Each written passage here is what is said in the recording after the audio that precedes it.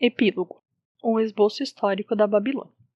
Nas páginas de história, não existem cidades mais glamourosas do que a Babilônia. Seu próprio nome evoca visões de riqueza e esplendor. Seus tesouros de ouro e joias eram fabulosos. Alguém logo imaginaria que uma cidade próspera como essa só poderia estar situada numa pujante região tropical, cercada por ricos recursos naturais como florestas e minas, pois não era o caso. Ela estava localizada junto ao rio Eufrates, num extenso e árido vale. Não tinha florestas nem minas e muito menos pedras para a construção. Não se achava sequer próxima a uma daquelas estradas comerciais da época. Como se não bastasse, a chuva era minguada para o cultivo de grãos. A Babilônia é um impressionante exemplo da capacidade do homem para alcançar grandes objetivos, utilizando o que quer que estivesse à disposição. Todos os recursos que sustentavam esta grande cidade foram desenvolvidos pelo homem. Todas as suas riquezas foram por ele produzidas. A Babilônia possuía apenas dois recursos naturais, um solo fértil e a água do rio. Numa das maiores realizações de todos os tempos, os engenheiros da Babilônia desviaram as águas do rio por meio de represas e imensos canais de irrigação. Cruzando grandes distâncias através do vale árido, esses canais despejavam suas águas revigorantes sobre o solo fértil.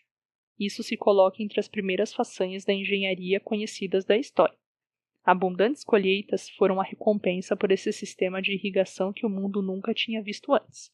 Felizmente, durante sua longa existência, a Babilônia foi governada por sucessivas linhagens de reis para quem conquistar e pilhar não passavam de situações episódicas. Embora se tivesse empenhado em muitas guerras, a maioria era de natureza local e na maior parte das vezes buscavam conter a investida de ambiciosos conquistadores de outras regiões que cobiçavam seus fabulosos tesouros. Os magníficos governantes da Babilônia ganharam um lugar na história por causa de sua sabedoria, espírito de iniciativa e justiça. A Babilônia não produziu monarcas pomposos que ansiassem por conquistar o mundo conhecido para que todas as nações pudessem homenagear seu egotismo. Como cidade, a Babilônia não existe mais. Quando essas estimulantes forças humanas que a construíram e mantiveram por milhares de anos se dissiparam, ela logo se tornou uma ruína desabitada. Sua localização fica na Ásia, a cerca de 600 milhas a leste do Canal de Suez, bem ao norte do Golfo Pérsico. Sua latitude é mais ou menos 30 graus acima do Equador, praticamente a mesma de Yuma, no Arizona. O clima é parecido com o desta cidade americana, quente e seco. Hoje, o Vale do Eufrates, antes uma populosa região de próspera agricultura, não passa de um deserto árido batido pelo vento. Uma vegetação rala de arbustos luta para sobreviver contra as tempestades de areia. Lá se foram os campos férteis, as gigantescas cidades e as grandes caravanas de ricas mercadorias. Bandos nômades de árabes, levando uma vida difícil com seus pequenos rebanhos, são seus únicos habitantes. Tem sido assim desde o começo da era cristã. Colinas de terra semeiam o vale. Durante séculos, os viajantes acostumaram-se a considerá-las desse modo. A atenção dos arqueólogos foi finalmente despertada devido a pedaços de cerâmica e de tijolos que começaram a aparecer depois de ocasionais aguaceiros. Expedições financiadas por museus americanos e europeus foram enviadas ao local para fazer escavações e ver o que podia ser achado. Pás e picaretas logo provaram que essas colinas eram antigas cidades. Cidades sepultadas, não haveria talvez melhor expressão para elas. A Babilônia era um desses achados. Durante algo em torno de 20 séculos, os ventos espalharam sobre ela a poeira do deserto. Construídas originalmente de tijolos, suas muralhas muito expostas tinham se desintegrado, caindo mais uma vez por terra. Assim é a Babilônia, a faustosa cidade, em nossos dias.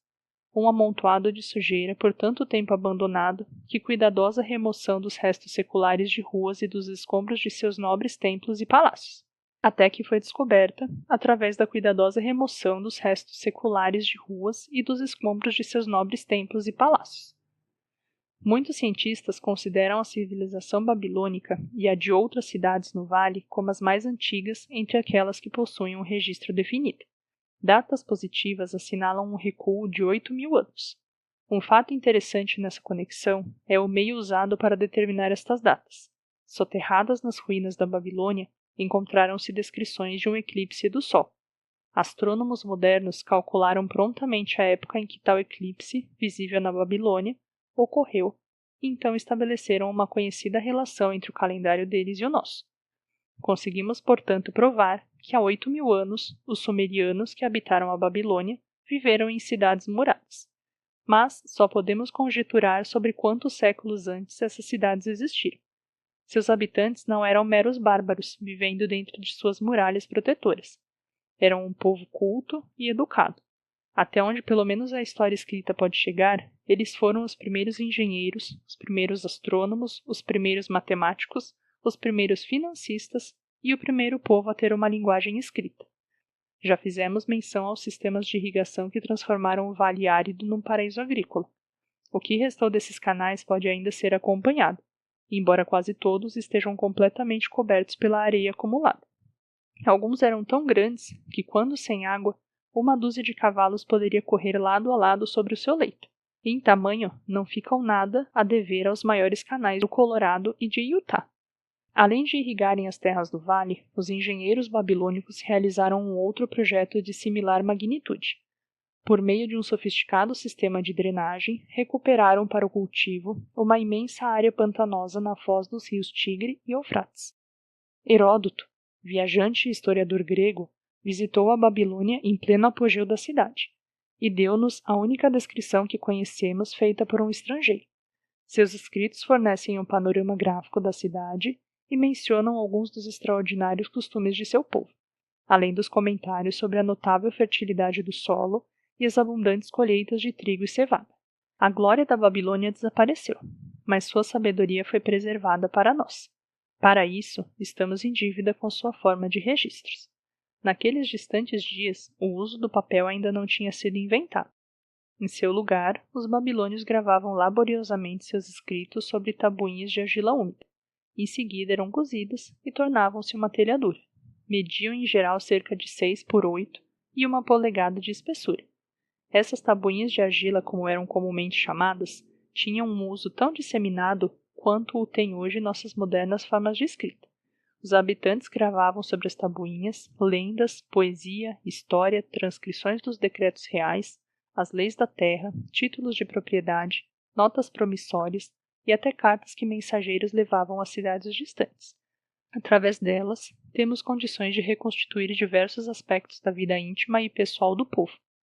Uma tabuinha, por exemplo, evidentemente saída de um armazém, registra que na data assinalada, um determinado cliente trouxe ao comerciante uma vaca, trocando-a por 7 sacas de trigo, 3 entregues na hora e as 4 restantes reservadas para quando o cliente quisesse apanhá-las. Conservadas intactas sob os destroços das cidades, os arqueólogos recuperaram bibliotecas inteiras dessas tabuinhas, centenas de milhares delas. Uma das mais notáveis maravilhas da Babilônia eram as imensas muralhas que cercavam a cidade. Os antigos classificam-nas como a grande pirâmide do Egito, entre as 7 maravilhas do mundo.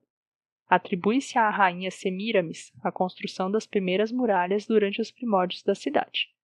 Modernos escavadores não conseguiram achar qualquer traço das muralhas originais. Não sabemos mesmo quanto mediam de altura. Segundo menção dos primeiros escritores, estima-se que tivessem entre 50 e 60 pés de altura, voltadas para o lado de fora com seus tijolos queimados, e além disso, protegidas por um profundo fosso de água. As muralhas mais recentes e mais famosas foram iniciadas cerca de 600 anos antes de Cristo pelo rei Nabopolassar. Era de tal envergadura seu projeto de reconstrução que ele não viveu o suficiente para ver a obra concluída. Esta foi continuada por seu filho, Nabucodonosor, cujo nome é bastante familiar na história bíblica. A altura e a extensão dessas últimas muralhas desafiam a própria credulidade. Autores idôneos julgam que elas alcançassem a altura de 160 pés, o equivalente a um moderno prédio de escritórios de 15 andares. Sua extensão total estaria estimada entre 9 e 11 milhas. Tão amplo era o topo que uma carruagem de 6 cavalos podia ser conduzida sobre ele. Muito pouco resta agora desta tremenda estrutura, alguns pedaços das fundações e o fosso. Além das devastações provocadas pelos elementos naturais, os árabes completaram a destruição, carregando os tijolos para construírem suas próprias casas. Contra as muralhas da Babilônia marcharam sucessivamente os exércitos vitoriosos de quase todos os triunfadores desta época de guerras de conquista. Uma hoste de reis assediou a Babilônia, mas sempre em vão. E não se deve considerar levianamente os exércitos desses dias. Historiadores referem que tais unidades contavam com 10.000 cavaleiros, 25.000 carros de guerra, 1.200 regimentos de soldados a pé, cada regimento reunindo 1.000 homens. Compreende-se que precisava de 2 ou 3 anos de preparação para organizar os materiais de guerra e conseguir provisões suficientes para os propósitos das expedições.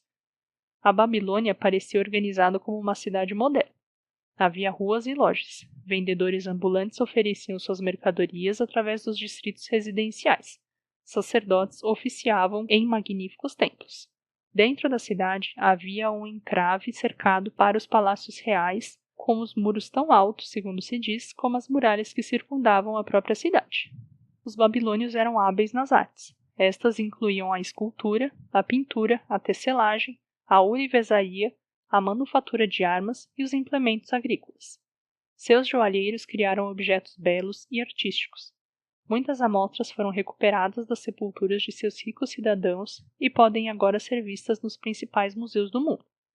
Num período realmente remoto, em que o restante do mundo estava ainda cortando árvores com machados de pedra, ou usando na caça e na guerra lanças e flechas com pontas de sílex, os babilônios já conheciam machados, lanças e flechas com pontas de metal. Os babilônios eram financistas e homens de negócio talentosos. Até onde podemos saber, foram os inventores do dinheiro por meio de troca, das notas promissórias e dos títulos de propriedade escritos. A Babilônia nunca foi invadida por exércitos hostis até cerca de 540 anos antes do nascimento de Cristo. Mesmo então, suas muralhas não foram tomadas. A história da queda da Babilônia é mais extraordinária. Ciro, um dos maiores conquistadores daquele período, pretendia atacar a cidade e esperava vencer suas muralhas inexpugnáveis. Conselheiros de Nabonido, o rei da Babilônia, persuadiram-no a sair ao encontro de Ciro e dar-lhe combate, sem esperar que a cidade fosse sitiada. Derrotado o exército babilônico, este abandonou a cidade.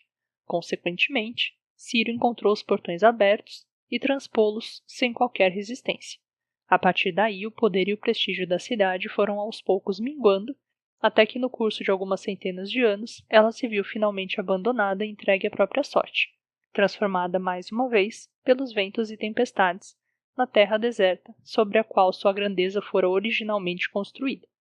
A Babilônia caiu, nunca mais se ergueu, mas nossa civilização tem grandes dívidas com ela. Os eões, ou seja, entes imaginários do gnosticismo, do tempo, cobriram de areia os altivos muros de seus templos, mas a sabedoria da Babilônia permanece.